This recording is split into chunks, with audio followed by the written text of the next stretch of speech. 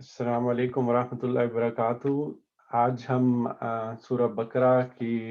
आयत 35 से फिर आगाज़ करेंगे। उससे पहले हमने पिछली आयत में 2 वाक़यात को सुना था। अब उसकी कंटिन्यूएशन आगे चल रही है, तो सबसे पहले उसकी रिसाइटेशन हम सुन लेते हैं। وقلنا يا آدم اسكن أنت وزوجك الجنة وكلا منها رغدا حيث شئتما ولا تقربا هذه الشجرة فتكونا من الظالمين فأزلهما الشيطان عنها فأخرجهما مما كانا فيه وقلنا اهبطوا بعضكم لبعض عدو ولكم في الأرض مستقر ومتاع إلى حين فتلقى آدم من ربه كلمات فتاب عليه إنه هو التواب الرحيم قلنا اهبطوا منها جميعا فإما يأتينكم مني هدى فمن تبع هداي فلا خوف عليهم ولا هم يحزنون والذين كفروا وكذبوا بآياتنا أولئك أصحاب النار هم فيها خالدون.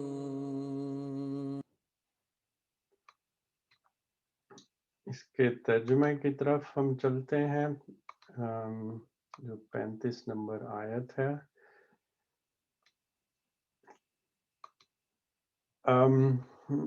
इससे पहले कि मैं वो करूँ, मैं थोड़ा सा पिछले वाले सेशन के बारे में बता देता हूँ। जो पिछले सेशन में हमने 2 वाक़यात का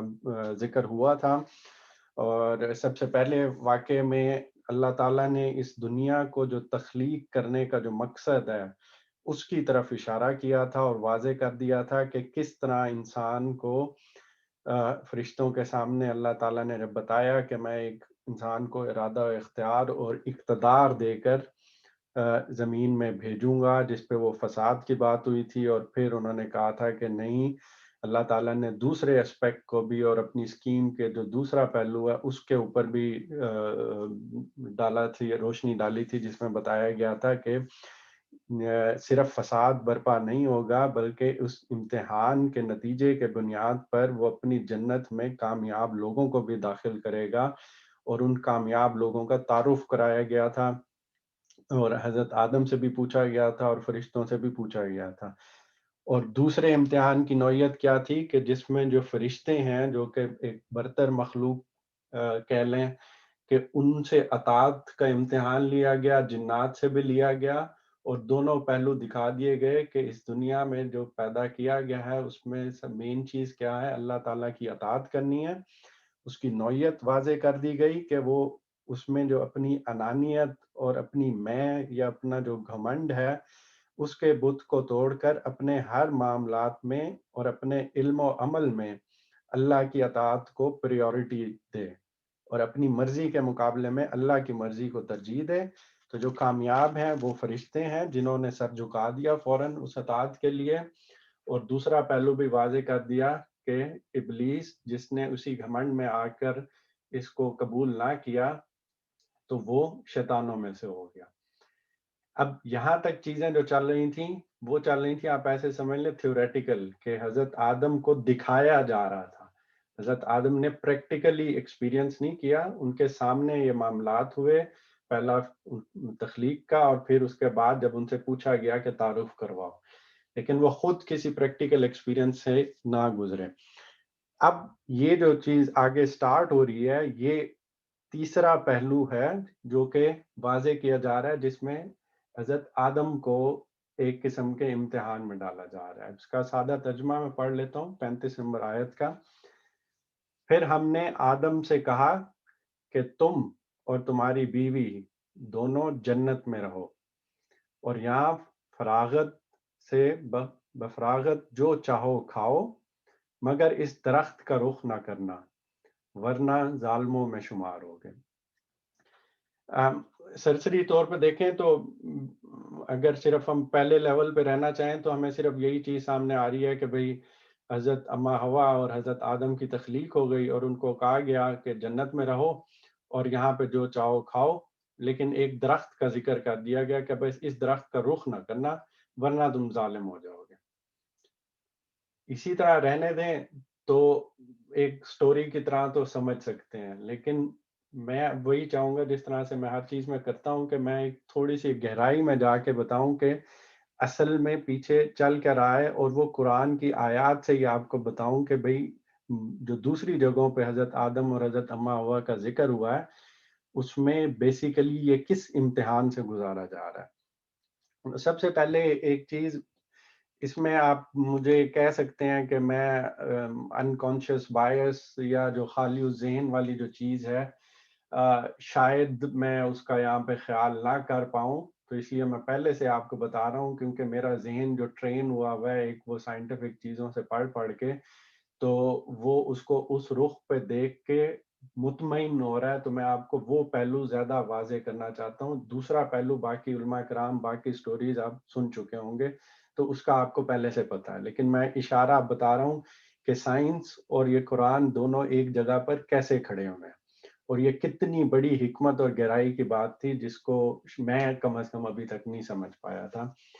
تو یہاں پہ جو جنت کا لفظ استعمال کیا گیا ہے یہ بھی اس لغوی معنی میں شاید نہیں ہے۔ جنت کا ایک اشارہ جو ہے وہ ایک باغ کی طرف بھی اشارہ کیا جا سکتا ہے کہ جس میں تمام سامان زندگی مہیا کر دی گئی تھی۔ اور اسی طرح اگر دور جدید میں جو ساری سائنٹیفک بنیادوں کو مد نظر رکھتے ہوئے جو ہمیں بالکل ابتدائی زندگی کے خد و خال ملتے ہیں، تو اس طرح سے اشارہ اس طرف جا رہا ہے کہ شاید افریقہ کا کوئی علاقہ ہے جہاں سے کوئی ابتدا ہوئی، وہاں اس قسم کے موسم کے خطے بھی موجود ہیں اور باغات بھی موجود ہیں، اور جس کے اندر انسان کو ساری بنیادی ضروریات، یعنی کہ بنیادی اگر میں ضروریات کی بات کروں تو کیا ہے کہ اس میں لباس چاہیے، اس میں کھانا چاہیے، اس میں شیلٹر چاہیے آپ کو، اور وہ چیزیں وہاں پہ بھی مہیا ہو رہی تھیں۔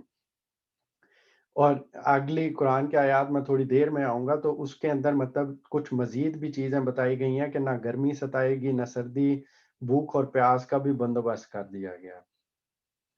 اور اس سے اگلے یہ بات کیا کی گئی ہے، اس درخت کا ذکر نہ کرنا، اس درخت کا رخ نہ کرنا۔ اب لغوی معنی میں تو درخت جو ہم سامنے دیکھتے ہیں اس طرح سے، اور اسی واقعے کو آگے ایک سورۃ طٰہٰ کی آیت 120 میں بھی بتایا گیا ہے، وہ بھی میں یہ سارا ایکسپلین کرنے کے بعد وہ آیت بھی آپ کے سامنے پڑھوں گا کیونکہ یہ ضروری ہے کہ وہ بھی ہم پڑھیں اور اس کو سمجھنے کی کوشش کریں۔ وہاں پہ اس شجرہ جو لفظ یہاں پہ استعمال کیا صرف درخت کے لیے، وہاں پہ وہ شجرۃ الخلد یعنی کہ ہمیشگی کا درخت، تو اس سے کیا مراد ہے، یعنی کہ جس کو پانے کے بعد کہ آپ کو ہمیشگی یعنی مل جائے یا ابدی زندگی مل جائے، تو اس کی طرف کوئی اشارہ کیا جا رہا ہے جس کو سمجھنے کی ابھی ضرورت ہے کہ بھئی یہ کس قسم کا درخت ہے، لیکن ثابت یہی ہو رہا ہے کہ اس کا کوئی مفہوم پیچھے ہے، یہ وہ سادہ درخت نہیں بلکہ یہ کسی مجازی مفہوم میں استعمال ہوا ہے، اور وہ بالکل ایسے ہی ہے کہ کوئی اگر بہادر بندہ ہو تو جیسے آپ کہہ دیتے ہیں نا بھئی شیر ہے شیر، اب اس کا مطلب یہ نہیں ہو گیا کہ وہ واقعی وہ حیوان بن گیا شیر، بلکہ وہ مجازی مفہوم میں ہے کہ ایک بہادر شخص کے لیے آپ نے ایک چیز استعمال کر دی، اس لیے درخت یا ہمیشگی کا درخت جو یہاں پہ ذکر کیا جا رہا ہے وہ کچھ کسی چیز کی طرف اشارہ کر رہا ہے، اور وہ بالکل واضح ہو جائے گا آگے ان دو آیات کو دیکھنے کے بعد۔ لیکن اب میں سائنٹیفک اس چیز پہ آؤں تو دونوں چیزیں، اب یہ عالم کی میں بات بتا رہا ہوں، یہ میں اپنی خیالات یہاں پہ نہیں بتا رہا، یہ ایک ایسے عالم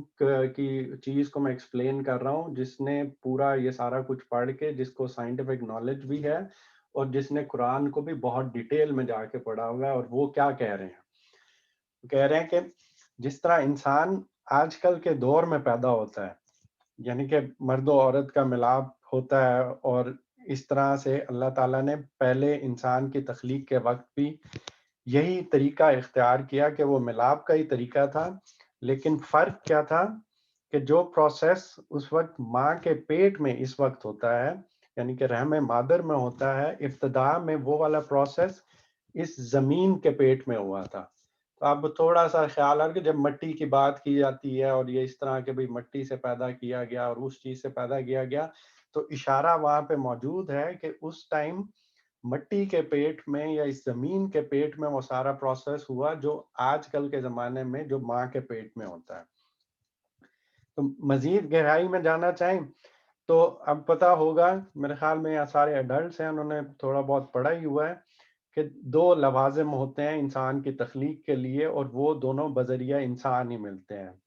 مرد کے اندر اور عورت کے اندر. اور وہ بنتے کیسے ہیں اگر آپ اس پہ بھی غور کریں کہ جو عام خوراک ہم کھا رہے ہیں، وہی جو پھل فروٹ کھاتے ہیں، جو کھانا کھاتے ہیں، مراد یہی کھانا ہے جو کہ ایک انسانی مشین کے اندر، کہ ہم ایک انسانی جسم کو مشین ہی سمجھ لیں کہ ہم کھانا کیا کھاتے ہیں اور اس سے اندر بنتا کیا ہے. ہمارے خون کے خلیات بنتے ہیں، ہماری بڑھوتری ہوتی ہے، ہماری ہڈیاں مضبوط ہو رہی ہیں، گوشت بن رہا ہے، مسلز بن رہے ہیں، کوئی ایسی چیز،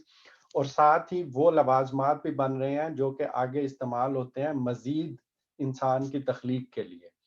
یعنی چیزیں یہی ہیں، مشین کیا تھی؟ وہ انسانی جسم ہے.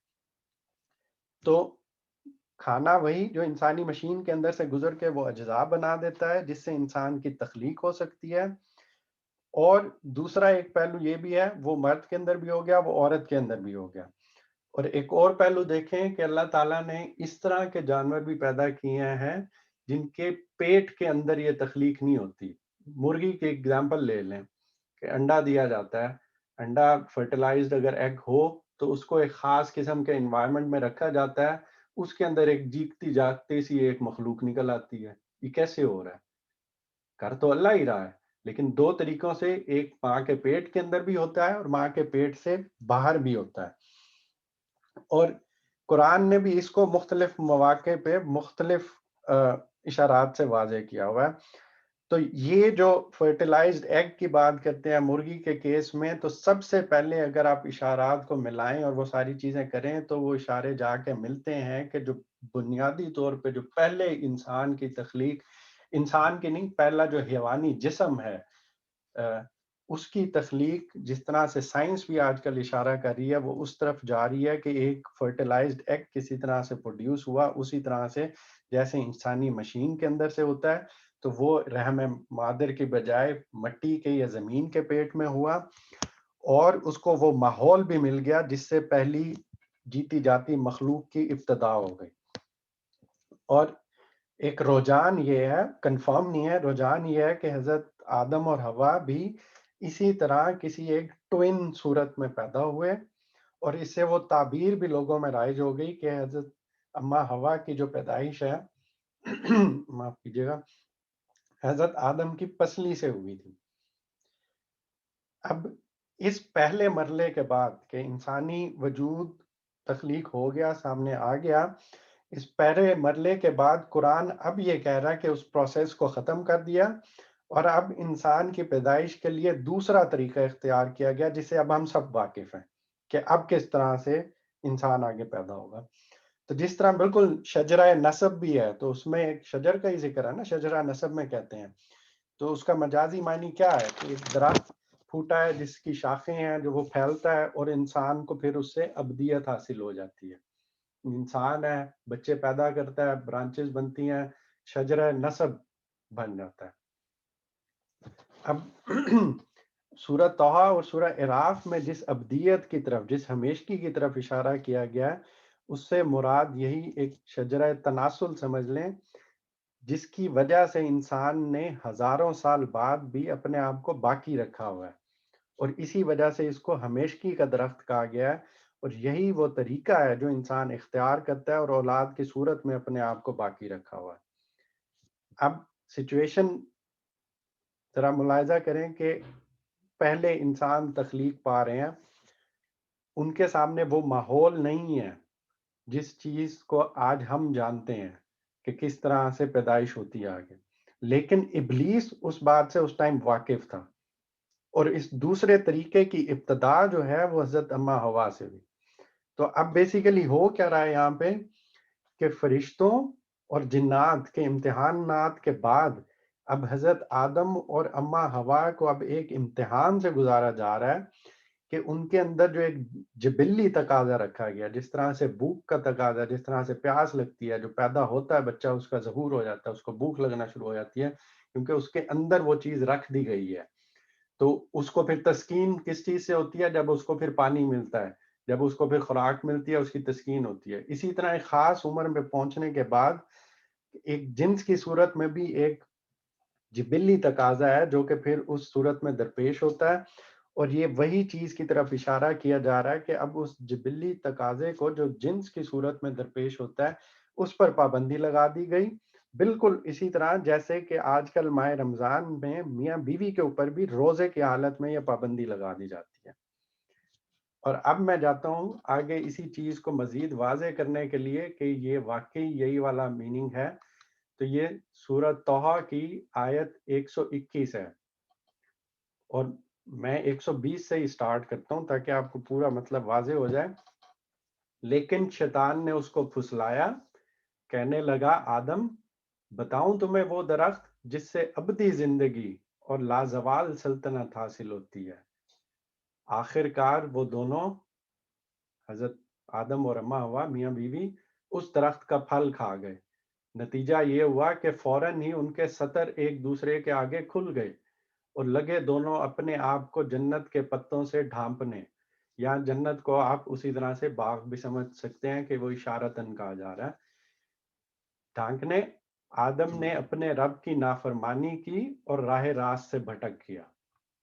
آپ کو کلیئر ایک انڈیکیشن مل رہی ہے کہ کیا ہوا تھا کہ جب وہ ایک لازوال زندگی کی اور لازوال سلطنت کی یا ابدی زندگی کی طرف اشارہ کیا گیا کہ تم اب زندہ رہنا چاہتے ہو، اپنی نسلیں واپس قائم رکھنا چاہتے ہو، تو یہ طریقہ ہے جس کی طرف سے متوجہ کیا گیا. اور اب سورہ اعراف کی 27 نمبر آیت کو دیکھیں. اے بنی آدم ایسا نہ ہو کہ شیطان تمہیں پھر اسی طرح فتنے میں مبتلا کر دے جس طرح سے اس نے تمہارے والدین کو باغ سے یا جنت سے نکلوایا تھا اور ان کے لباس ان پر سے اتروا دیے تھے تاکہ ان کی شرمگاہیں ایک دوسرے کے سامنے کھولے اور وہ شیطان اور اس کے ساتھی تمہیں ایسی جگہ سے دیکھتے ہیں جہاں سے تم انہیں نہیں دیکھ سکتے. ان شیاطین کو ہم نے ان لوگوں کا سرپرست بنا دیا ہے جو ایمان نہیں لاتے. تو بالکل کھل کے بات سامنے آ جاتی ہے کہ جس درخت کی طرف رخ نہ کرنے کا جو ذکر کیا جا رہا ہے وہ کس چیز کی طرف بیسیکلی اشارہ کیا جا رہا ہے. تو سورۃ طٰہٰ کی آیت 120 میں جب اس کو شجرۃ الخلد کہا گیا اس سے واضح ہے کہ لفظ جو الشجرہ یہاں پہ یوز ہوا ہے وہ مجازی مفہوم میں ہے. شجرۃ الخلد کے لفظ سے جو معنی ظاہر ہوتے ہیں وہ اس درخت کا پھل کھانے کے اثرات جو قرآن کے دوسرے مقامات پر بھی بیان ہوئے ہیں دونوں اس بات کی طرف صاف اشارہ کرتے ہیں کہ اس سے مراد وہی شجرہ تناسل ہے جس کا پھل کھانے کے باعث انسان اس دنیا میں اپنے آپ کو اتنے سال گزرنے کے بعد بھی باقی رکھے ہوئے ہے. لیکن آج بھی دنیا میں اس کے لیے سب سے بڑی آزمائش ہے اگر کوئی ہے تو یہی درخت ہے. اور سورہ اعراف میں اس طرف اشارہ کیا جا رہا ہے. سورۃ اعراف کی آیت 27 سے معلوم ہوتا ہے شیطان سب سے بڑھ کر اسی فتنے کو ذریعہ بناتا ہے. اللہ تعالیٰ نے میاں بیوی کو ایک دوسرے کا لباس قرار دیا ہے اور انہیں اجازت دی کہ وہ یہ لباس پہن کر اس درخت کا پھل کھائیں، لیکن شیطان ہمیشہ انہیں اس لباس کے بغیر اس کا پھل کھانے کی ترغیب دیتا رہتا ہے.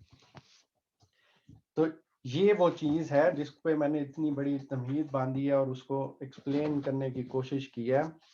کہ یہ بات بیسیکلی یہاں پہ کہی کیا جا رہی ہے، جس کو اب تک کم از کم میں ایک سٹوری کی طرح لے کے پڑھتا تھا کہ بھئی ایک بات کہہ دی گئی، دل مطمئن نہیں ہو رہا تھا کہ بھئی اچھا ایک درخت ہوگا، اس کے پیچھے مقصد کیا ہے کہنے کی بات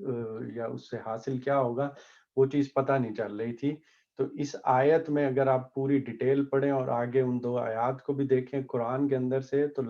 صاف آپ کو اشارہ ہمیں مل جاتا ہے. اب اگلی آیت ہے آیت نمبر 36. آخر کار شیطان نے ان دونوں کو اس درخت کی ترغیب دے کر ہمارے حکم کی پیروی سے ہٹا دیا اور انہیں اس حالت سے نکلوا کر چھوڑا جس میں وہ تھے۔ ہم نے حکم دیا اب تم سب یہاں سے اتر جاؤ، تم ایک دوسرے کے دشمن ہو اور تمہیں ایک خاص وقت تک زمین میں ٹھہرنا اور وہیں گزر بسر کرنا ہے۔ اب اس میں سب سے پہلے چیز اشارہ کیا کیا گیا کہ شیطان نے اس چیز کی ترغیب دی، کیونکہ اب پورا واقعہ اگر آپ مد نظر رکھیں سامنے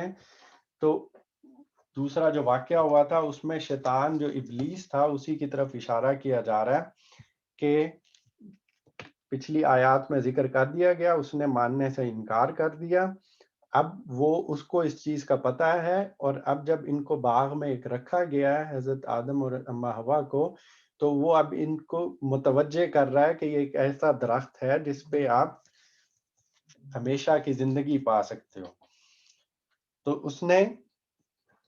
جس طرح پیدا ہوتے ہی انسانی جبلت میں بھوک اور پیاس کا ظہور ہوتا ہے، اسی طرح ایک خاص عمر کے بعد انسان کے اندر جنس کی بھی جبلت نمودار ہونا شروع کرتی ہے، اور اس وقت اس آس پاس کا ماحول وہ ترغیبات ملتی ہیں اور انسان اس طرف متوجہ ہوتا ہے۔ یہی متوجہ ہونا اصل میں اصل تجربے کی طرف لے کے جاتا ہے، اور حضرت آدم اور اما حوا کے معاملے میں ابلیس نے پہلا کام یعنی کہ متوجہ کرنے کا کام اس نے کروایا یہاں پہ، اور اس نے آدم و حوا سے کہا کہ حیات جاوداں اور ابدی بادشاہی کا راز اس درخت کے پھل میں ہے، کہ بات تو اس کی ٹھیک ہے لیکن امتحان میں ڈالا گیا ہے کہ اللہ تعالیٰ کی طرف سے کہ نہیں، یہ کام نہیں کرنا۔ اب شیطان بات وہ ٹھیک کر رہا ہے لیکن اس پابندی کے خلاف کہ اب تم بھی اللہ کی حکم کی خلاف ورزی کرو، اور پھر بتا رہا ہے، اکسا رہا ہے کہ یہ وہ ابدی بادشاہی کا راز ہے اور اس درخت کے پھل میں ہے جس سے تمہیں محروم کر دیا گیا۔ چنانچہ اسی ترغیب سے وہ اس پھل کی طرف متوجہ ہوئے، اور اس کی خواہش میں کہ جب متوجہ بندہ ہو جاتا ہے تو اس خواہش میں ایک پھر غیر معمولی کیفیت انسان پہ طاری ہو جاتی ہے، اور اس سے پھر مغلوب ہو کے وہ شیطان کے فریب میں آ گئے اور پھر وہ پھل کھا بیٹھے، یعنی کہ ہمارے حکم کی پیروی سے ہٹا دیا، کہ اللہ تعالیٰ اب اس کی طرف اشارہ کر رہے ہیں کہ جو اللہ نے حکم دیا تھا اب وہ پورا نہ ہو سکا، اور پھر انہیں کہا کہ انہیں اس حالت میں نکلوا کر چھوڑا جس میں وہ تھے، اور ہم نے حکم دیا کہ اب تم سب یہاں سے اتر جاؤ۔ اب یہ ایک کافی امپورٹنٹ بات ہے کہ اتر جاؤ۔ اتر جاؤ سے یہاں کیا مراد ہے، جس پہ عمومی طور پہ اگر آپ دیکھیں سائنٹیفک چیزوں کو سائڈ پہ رکھتے ہوئے کہ علماء کرام نے اس سے یہاں پہ بہت سارے مراد یہ لیا گیا ہے کہ جنت کہیں زمین سے اوپر کسی ایسی جگہ پر ہے، ان کو چونکہ جنت میں رکھا گیا تھا تو اب یہ حکم ہوا کہ اب اتر جاؤ، یعنی کہ اس جنت سے اتر کے کہیں اور چلے جاؤ۔ لیکن اصل میں جو لفظ اہبتو استعمال ہوا ہے اس میں اترو کا مفہوم اسی طرح سے بھی لیا جا سکتا ہے جس طرح سے اسی سورت بقرہ کی آیت 61 میں کہ الفاظ اہبتو مصرن میں ہے، یعنی کہ ایک دوسرا پہلو اب یہ واضح کیا جا رہا ہے ایک اور عالم کی طرف سے کہ بنی اسرائیل کی طرف اشارہ کیا گیا تھا کہ جب انہوں نے کچھ شکوہ شکایات کی اللہ تعالیٰ سے کہ ہمیں یہاں پہ یہ چیز نہیں مل رہی، یہ چیز نہیں مل رہی، تو پھر ان کو کہا گیا بنی اسرائیل کے لیے کہ کسی مصر میں جا اترو۔ اب اس میں یہ چیز تو نہیں کہی جا رہی نا کہ بھئی آپ جنت میں ہیں اور کھڑے میں ہیں تو وہ یا کسی اور جگہ پہ ہیں، وہ تو اسی زمین میں تھے، وہ اسی زمین پہ تھے، وہ کسی اور جگہ سے تھے، تو ان کو کہا گیا کہ اب جا کے مصر میں جا اترو، اہبتو والا لفظ۔ اور پرانا اگر عربیت کا جس کو ذوق ہے ان عالم کے بقول، وہ جا کے اگر اس زمانے کی چیزیں پڑھے تو کہتے ہیں کہ بالکل بہت کامن چیز تھی جو کہ یوز کی جاتی تھی اس ٹائم، کیونکہ بندہ گھوڑوں پر اور اونٹوں پر اور ان چیزوں پہ سفر کرتا تھا، تو ایک کامن ایک بن گیا تھا، لفظ آ گیا ہوا تھا کہ جب اس جگہ پہ پہنچ جاؤ تو اتر جاؤ، یعنی کہ اپنے اونٹوں سے اور اپنے گھوڑوں سے اب ادھر اتر جاؤ، ادھر بسو یا ادھر اپنے آپ کو بساؤ یا زندگی شروع کرو یا جس طرح سے بھی کہا جائے، لیکن اترو کا مفہوم اس سینس میں ہے. یہاں سے کہیں بھی کلیئر اشارہ نہیں مل رہا کہ وہ جنت سے نکال کے زمین پر بھیجے گئے، جو کہ عمومی طور پہ کہہ دیا گیا ہے. تو اب یہاں پہ کہا جا رہا ہے یعنی اے آدم و حوا اور ابلیس، تم سب، یعنی ابلیس کی طرف بھی اشارہ ہے کہ تم سب اس باغ سے نکل کر زمین میں اترو، زمین میں اتر جاؤ. تم ایک دوسرے کے دشمن ہو. اب ان کو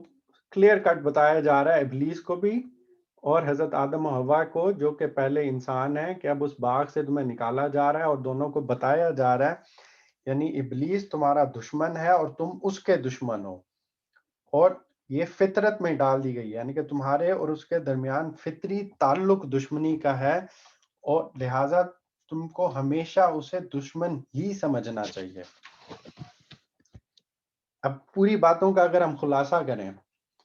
تو اس میں کیا ہوا ہے کہ زمین کے پیٹ میں وہ مراحل گزرے جو کہ ماں کے پیٹ میں گزرتے ہیں. انسان کی تخلیق ہوئی، حیوانی انسان کو اگر آپ کہہ سکیں. اب اس کے بعد یہ نہیں کہا جا سکتا، اس کی انڈیکیشن ہمیں نہیں ملتی کہ کتنی نسلیں پیدا ہوئیں، بہت سی نسلیں پیدا ہوئیں یا ایک ہی نسل پیدا ہوئی. بہرحال اس پہلے مرحلے کے بعد جو بھی لوگ پیدا ہوئے ان میں سے دو کا انتخاب کر کے اللہ تعالیٰ نے ان کے اندر یہ چیز ودیت کر دی کہ وہ اب اپنی نسل خود پیدا کریں، اور پھر وہ انسانی شرف بھی عطا ہوا. اس سے یہ پتہ بھی چلتا ہے کہ انسان کے اوپر ایک حیوانی دور بھی گزرا ہے، اور حیوانی دور وہی ہے جب اسے براہ راست زمین کے پیٹ سے پیدا کیا گیا. اب آپ سائنس کی طرف دیکھیں تو اس میں کیا ہے، اس وقت بھی جو آج کل کی دنیا میں جب فاسلز جو اکٹھے کیے گئے ہیں اور جو ریکارڈ آپ کو دستیاب ہے، ہمیں دستیاب ہے، اس میں جو انسان کی تخلیق کے جو مراحل سمجھنے کی کوشش کی جاتی ہے، اگر یہ قرآن کی روشنی بھی سامنے ہو تو صاف پتہ چل جاتا ہے کہ حیوانی دور کیا تھا، وہ کیوں گزرا، اور قرآن کے اشارات سے بھی ثابت ہو رہا ہے کہ یہ کس طرح سے ہوا. آج کل کے دور میں بھی دیکھیں تو عالم کے بقول کہ ماں کے پیٹ میں بھی سب سے پہلے ابھی بھی ایک حیوانی جسم پہلے تخلیق پاتا ہے، اور وہ 120 دن کے بعد اس کے اندر وہ انسانی شخصیت یا وہ روح پھونکی جاتی ہے جو اس کو پھر انسان ہونے کا شرف بخشتی ہے، اور پھر وہ سمیع و بصیر ہو جاتا ہے. اور یہی اشارہ قرآن سے بھی مل رہا ہے کہ آدم اور حوا کی تخلیق کے معاملے میں ایک خاص موقع پر جب اس کی حیوانی صورت کی نوک پلک درست کر کے اور ان کے اندر وہ پھر انسانی شخصیت ودیت کی گئی. اور اس طرح سے دیکھا جائے تو حضرت آدم اور حوا ہی سب سے پہلے انسان ہیں، اور ان کو پھر زمین میں ٹھہرنا یا ان کو کہہ دیا کہ اس باغ سے اترو، جو کہ باغ اگر سائنٹیفک بنیادوں پہ دیکھا جائے قیاس کیا جا سکتا ہے کہ وہ افریقہ کے کسی ایسی جگہ پہ ہی تھا جہاں وہ بنیادی چیزیں میسر تھیں، جو کہ اللہ تعالیٰ کہہ رہے ہیں کہ نہ زیادہ گرمی ہے، نہ زرتی ستائے گی، تمہیں لباس بھی مہیا ہوگا، تمہیں کھانا بھی مہیا ہوگا، تمہیں شیلٹر بھی مہیا ہوگا. اور پھر اس کے بعد کیا ہے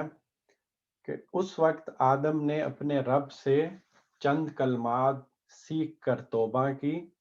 جس کو اس کے رب نے قبول کر لیا، کیونکہ وہ بڑا رحم کرنے والا اور رحم فرمانے والا ہے. اور اسی وہ کلمات جو سیکھے گئے تھے وہ سورہ اعراف میں اس کی آیت 23 میں بھی ہیں. وہ میں آپ کو یہاں پہ دکھا بھی دیتا ہوں، وہ میں نے کھولا ہوا ہے کہ دونوں بول اٹھے، اے رب، ہم نے اپنے اوپر ستم کیا، اب اگر تو نے ہم سے درگزر نہ فرمایا اور رحم نہ کیا تو یقیناً ہم تباہ ہو جائیں گے.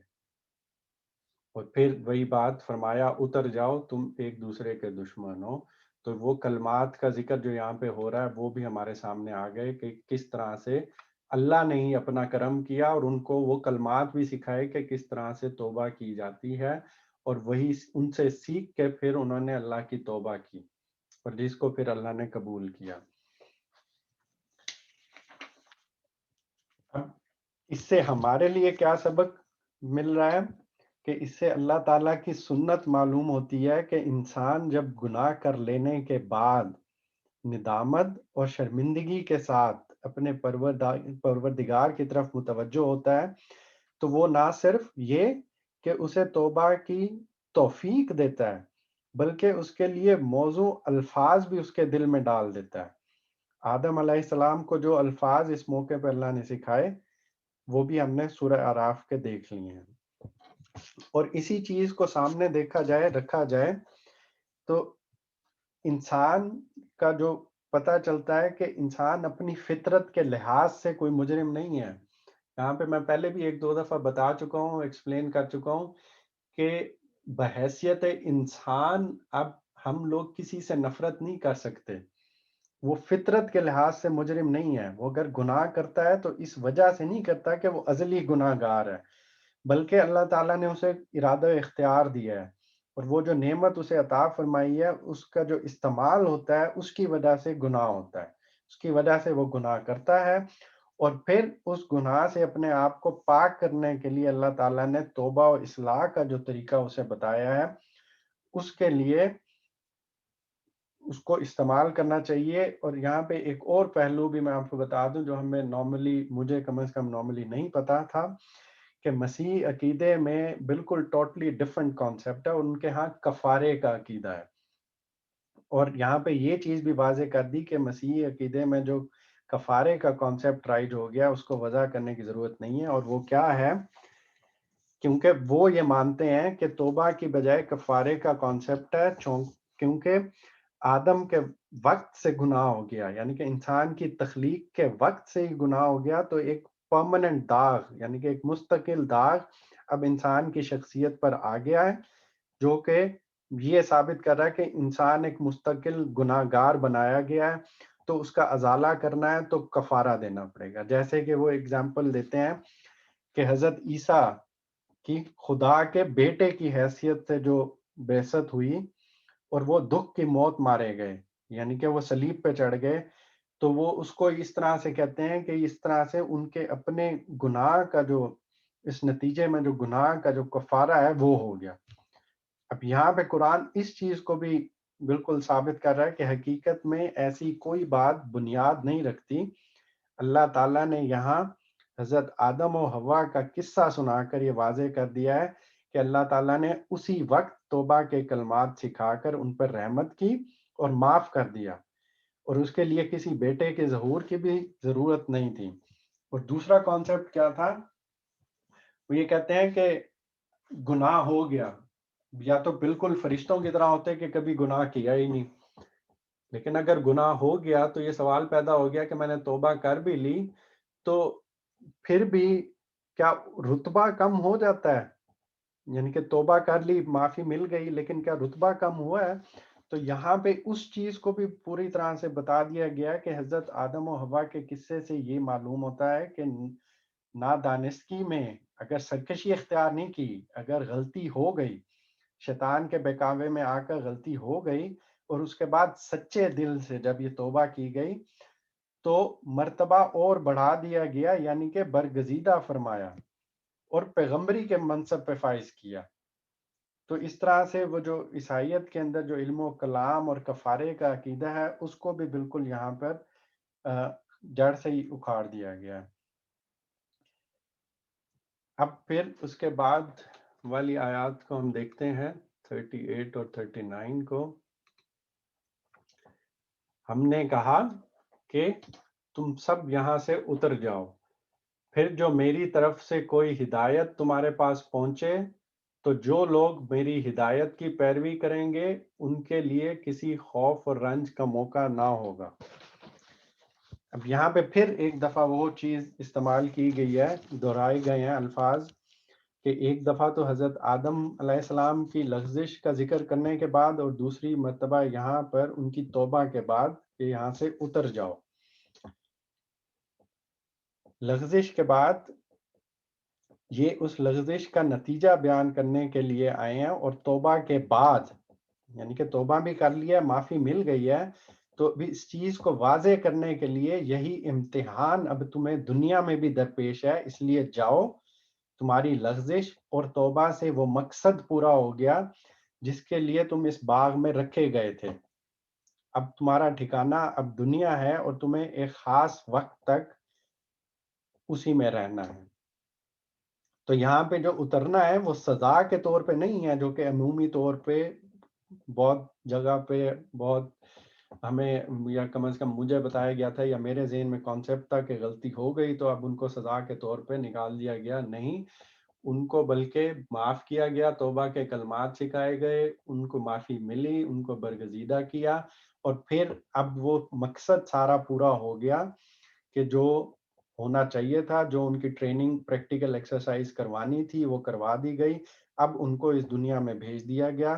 تعلیم جو دینی تھی، مقصود تھی، وہ پوری ہو گئی. اب یہاں سے اتر جاؤ. اور اس کے بعد کس چیز کا ذکر ہے؟ یہ ہم ساروں کے لیے ہے کہ اب میری طرف سے کوئی ہدایت تمہارے پاس پہنچے تو جو لوگ میری ہدایت کی پیروی کریں گے ان کے لیے کسی خوف اور رنج کا موقع نہ ہوگا. اب میری طرف سے کوئی ہدایت تمہارے پاس پہنچے تو یہ بھی بہت، اگر آپ غور کریں تو کیا اشارہ کیا جا رہا ہے کہ یعنی جس امتحان میں تم ڈالے گئے ہو یا جس امتحان میں ہم لوگ ڈالے گئے ہیں انسان، وہ بہت ہی سخت امتحان ہے. اور although ہمیں عقل بھی دی گئی ہے، ہمیں ارادہ و اختیار بھی دیا گیا ہے، اور ہماری فطرت میں جو خیر و شر کا شعور رکھا گیا ہے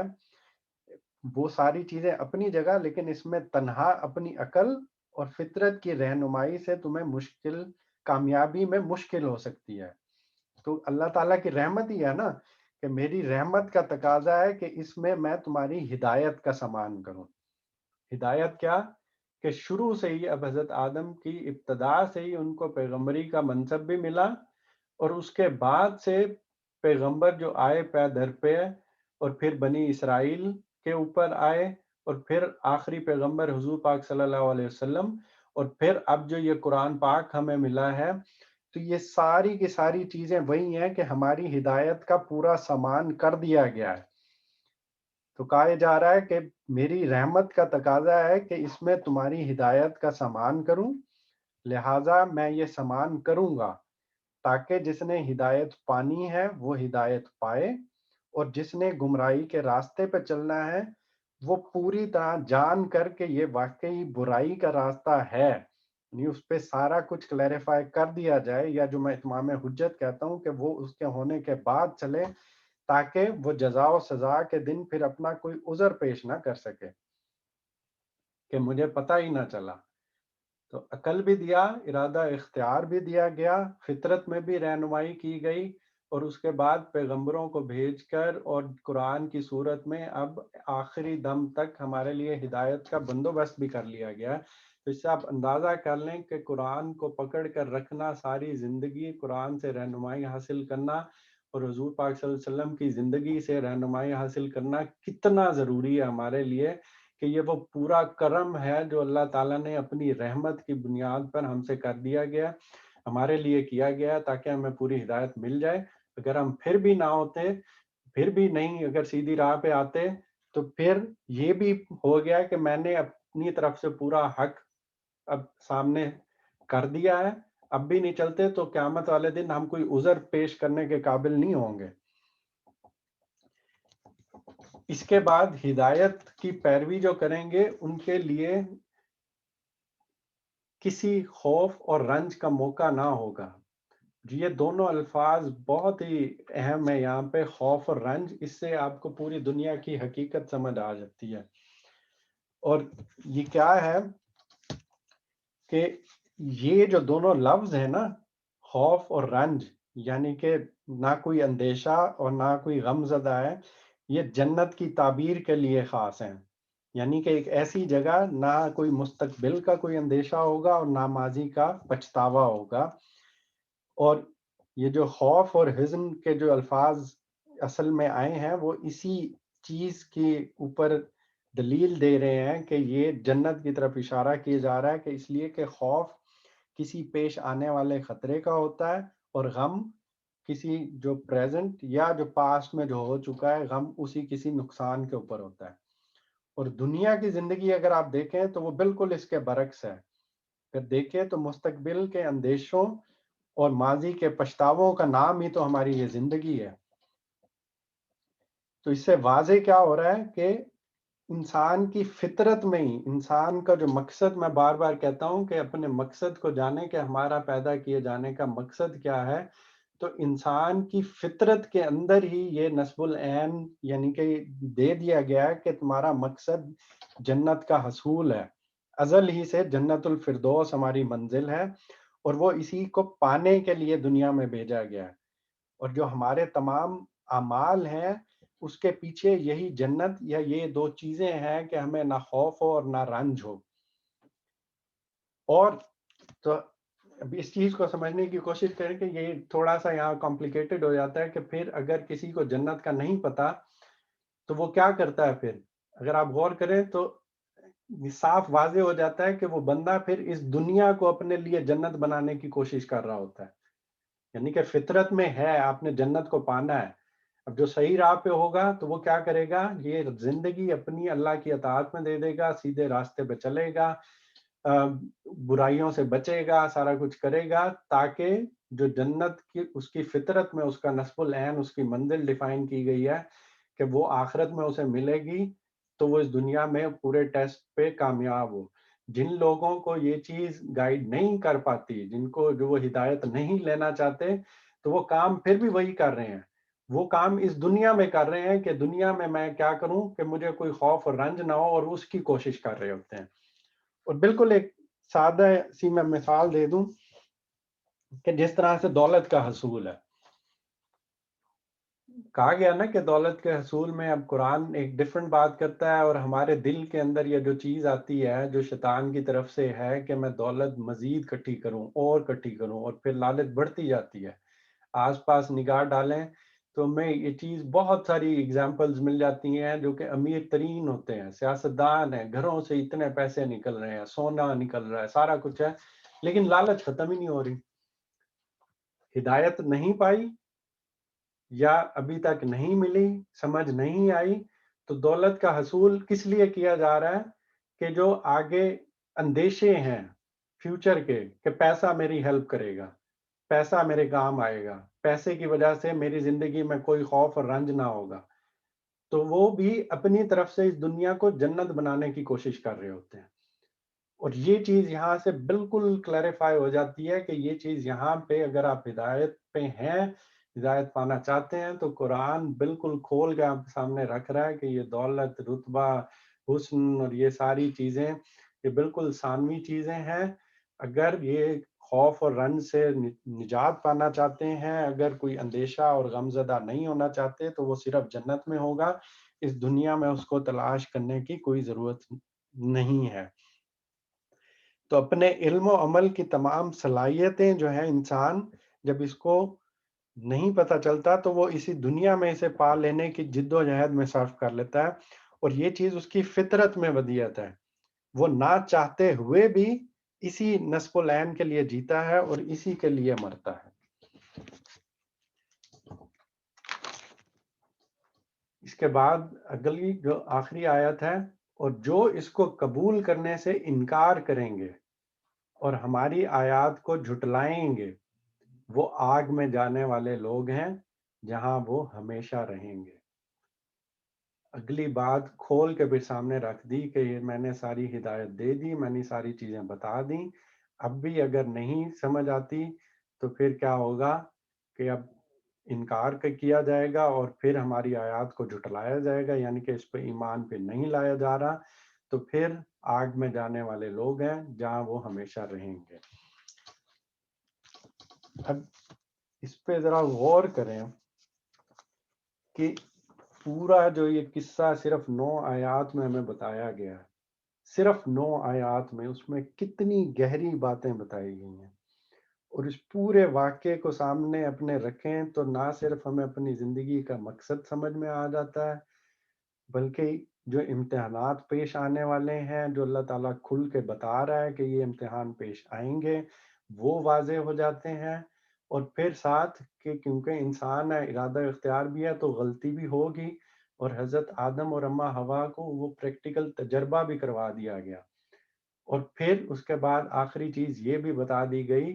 کہ سچے دل سے پھر آ کے توبہ بھی کرو گے تو میں معاف کر دوں گا. انہی 9 آیات کے اندر ہماری ساری زندگی کو کھول کر اس طرح ادھیڑ کے سامنے ہمارے رکھ دیا گیا ہے کہ یہ ہے پوری دنیا کی حقیقت جو تمہارے سامنے ہے. تو اس پورے واقعے سے معلوم کیا ہو رہا ہے کہ دنیا کی زندگی میں سب سے بڑا امتحان انسان کو پیش آئے گا، وہ انانیت، یعنی جو گھمنڈ، تکبر، یا میری مرضی، یا وہ ساری چیزیں جو میں بہت پہلے سے کہتا ہوں اور اس کو میں کہہ بھی چکا ہوں کہ عاجزی عاجزی عاجزی، لباس میں، حرکات میں،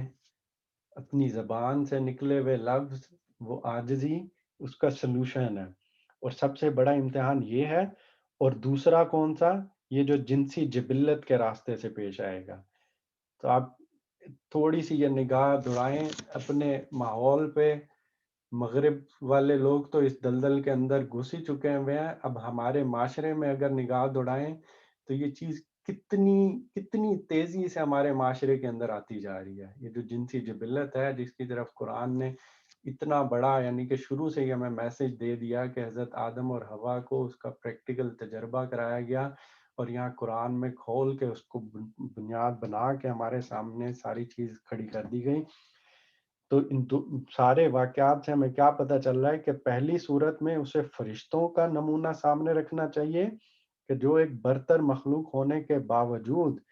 اللہ کے حکم پر اس کے سامنے جھک گئے. اور دوسری صورت میں اپنے باپ آدم کا نمونہ، جو شیطان کے بہکانے پر جذبات میں بہہ تو گئے لیکن اس کیفیت سے نکلتے ہی فوراً اپنے پروردگار کی طرف پلٹ آئے. چنانچہ اللہ نے ان کی توبہ قبول کر لی اور انہیں برگزیدہ فرمایا. اللہ تعالی ہمیں دین کی صحیح تعلیمات کو سمجھنے، قرآن کو صحیح طرح سے پڑھنے، اس پر استقامت کے ساتھ عمل کرنے اور آخری دم تک سیدھے راستے پہ رہنے کی ہدایت عطا فرمائے، توفیق عطا فرمائے. یہاں پہ ہم اپنے سیشن کا اختتام کرتے ہیں.